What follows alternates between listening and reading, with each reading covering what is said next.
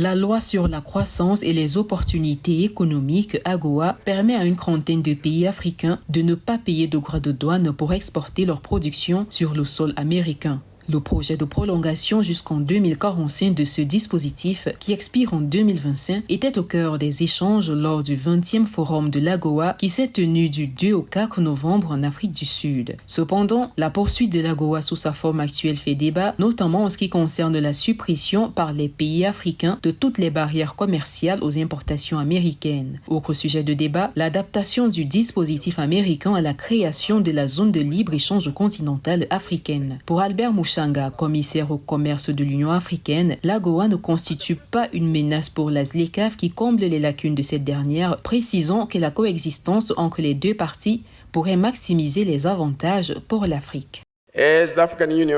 En tant qu'Union africaine, nous attendons avec impatience une autorisation rapide et à long terme.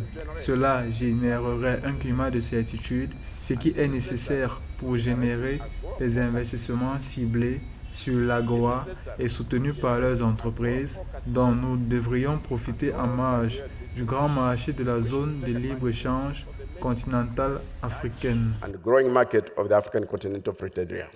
Outre le transfert de technologie pour les pays africains qui souhaitent désormais transformer leurs matières premières au niveau local, l'AGOA pourrait également être appelée à examiner son mécanisme restrictif en ce qui concerne les droits humains et qui entrave les efforts de collaboration. Le 30 octobre, le gouvernement américain a annoncé son intention de mettre fin à la participation du Gabon, du Niger, de l'Ouganda et de la République centrafricaine à l'AGOA en raison des manquements en matière de gouvernance et de droits de l'homme. Ces restrictions pousse certains pays africains à étudier d'autres possibilités de partenariat commercial, notamment avec la Russie et la Chine, et d'autres à se rabattre sur le commerce intérieur. Wamke Lemene, secrétaire général de la ZLECAf, a appelé à la prudence face à la fragmentation au sein de la zone, tout en indiquant que les deux initiatives commerciales pourraient être mutuellement bénéfiques.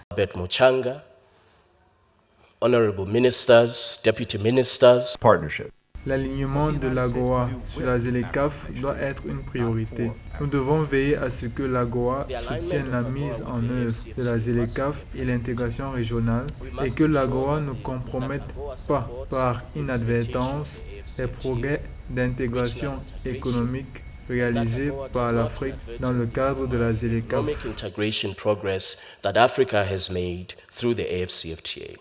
Dans le cadre du protocole d'accord États-Unis-ZLECAf sur la coopération en matière de commerce et d'investissement, la représentante américaine au commerce, Catherine Tai, a affirmé que le gouvernement américain a fourni environ 160 millions de dollars pour aider à la négociation et à la mise en œuvre de la ZLECAf. En 2022, le total des marchandises importées aux États-Unis dans le cadre de l'AGOA a atteint 10 milliards de dollars contre 6,8 milliards en 2021. Si l'intégration des deux plateformes commerciales pourrait poser des obstacles d'ordre réglementaire, la ZLECAf étant déjà confrontée au manque d'harmonisation commerciale au sein de plusieurs blocs régionaux, le consensus semble optimiste sur les avantages d'une éventuelle coopération.